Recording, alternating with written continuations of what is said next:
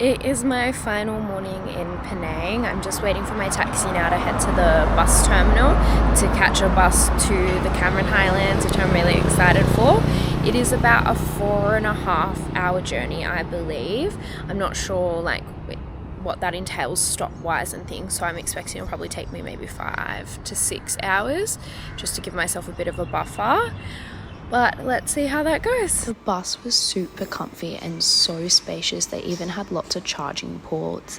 Now for breakfast, I thought I'd have the cookie from last night. I never actually got to eat it because I was so full from dinner.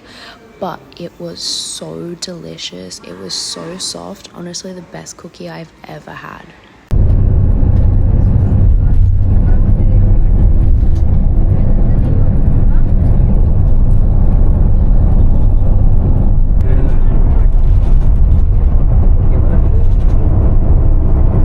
The journey ended up taking about 5 hours. We only had one stop where we dropped off and picked up a few people. The last hour of the journey was a super narrow, windy road heading up into the highlands, but when we got there, the views were spectacular.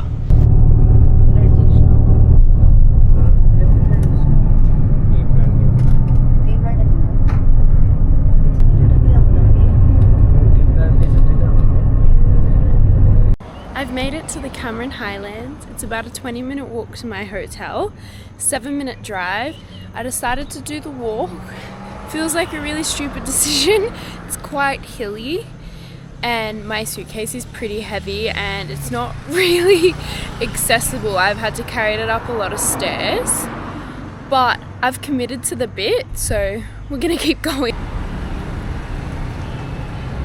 I think I can safely say this is the worst idea I've ever had.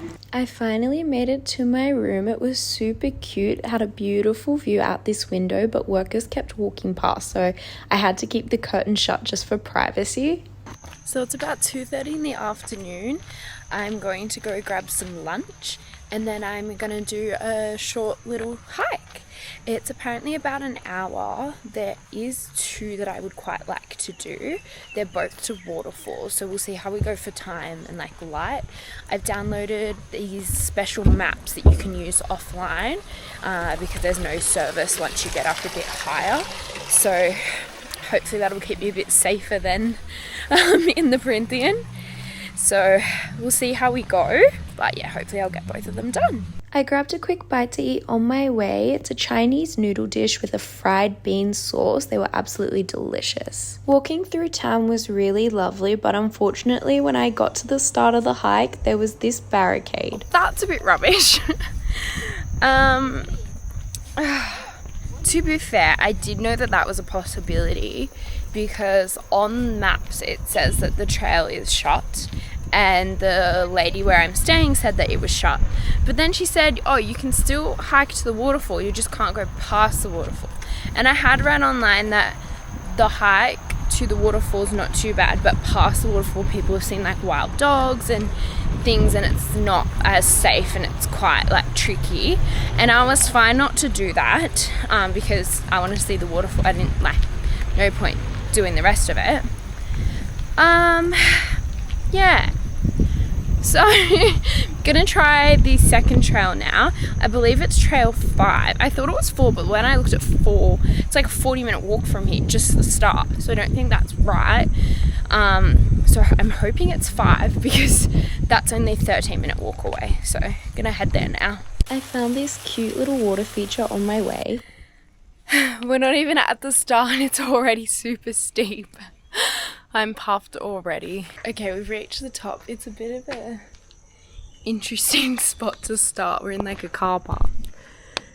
But here is the entrance.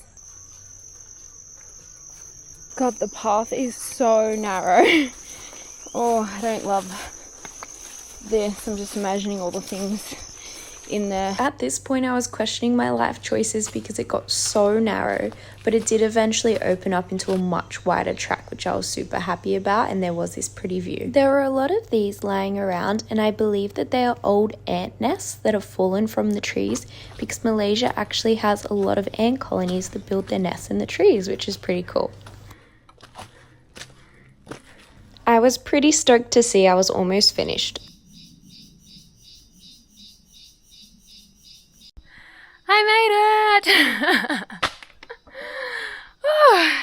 So it turns out I was right in the first place. Trail 4 is the trail with the waterfall. I had just miscalculated how far away they were from each other. On the map, they did look quite close. But by looking at the signs and the offline map that I had, Trail 6 connected up to Trail 4 and I could get to Trail 6 from where I was. So I thought I'd give it a crack as Trail 5 was super easy.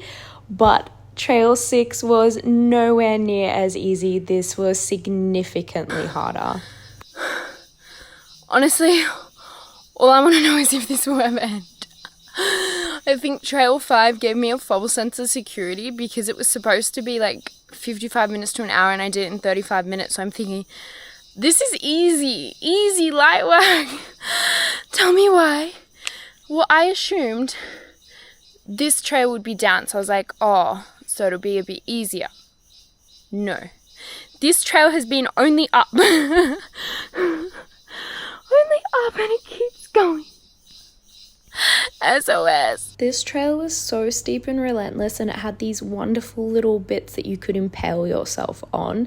I tripped over so many roots that were sticking out of the ground that I couldn't see, but it was pretty beautiful.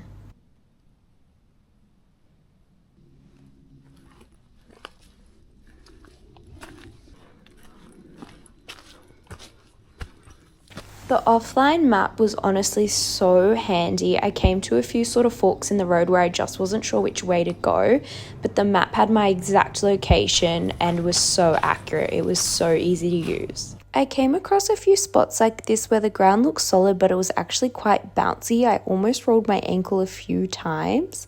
Fortunately though, in the end, I made it to the waterfall safely. So we're back in the bloody trenches, boys and girls. So I finished the walk and everything and I was in this random little town. I think it's still part of Tanarata, but it's like, I don't know. It's separate. Anyway, I looked at maps. There's a 30-minute walk back to my accommodation, which I was fine with. But when I looked at where I had to go, it's like up these really steep hills and on these like super windy main roads. So just from a safety standpoint, I was like, probably better to get a cab. So I used my little app. Looks like there's one driver in the whole vicinity and he kept viewing my offer. I kept upping my offer and he didn't want to borrow me. So thanks a lot. If I get hit by a car, sir, it is all your fault. To be fair, it's not as bad as it was at first. There's a bit of a path now, so it's not the worst. So if you can believe it, I was being a little bit of a diva. The walk back was actually fun. It was easy as I've just stopped to get some dinner at an Indian restaurant. I've seen really good things about it. It's called Highlands Spice. However, there's an Indian restaurant directly next door. They're in direct competition. However, this one says it serves authentic South and North Indian cuisine. The one next door says it serves the best South Indian cuisine in town. I walked through that one first and they tried to get me to sit down. I said, oh no, sorry, I'm not hungry, not realizing that the place I was going was directly next to it. So then they watched me come in and sit down. This was the best curry I have ever eaten. I ordered some naan on the side, but look how big it is. I couldn't finish it. On my walk home, I went via the market. The town was so beautiful, all lit up at night. I'm seriously gonna start needing interventions. I keep getting myself into these food comas every night. Like, I am so full. I ended up bringing all my naan home because I can't eat all that. It's times like these where you really wish you had people with you because, you know, you could have ordered multiple things and tried them all and not feel so full to the point that you're sick. But I mean, I'd rather that than the food be no good. Like, the food's been phenomenal everywhere. I haven't had a bad thing to eat.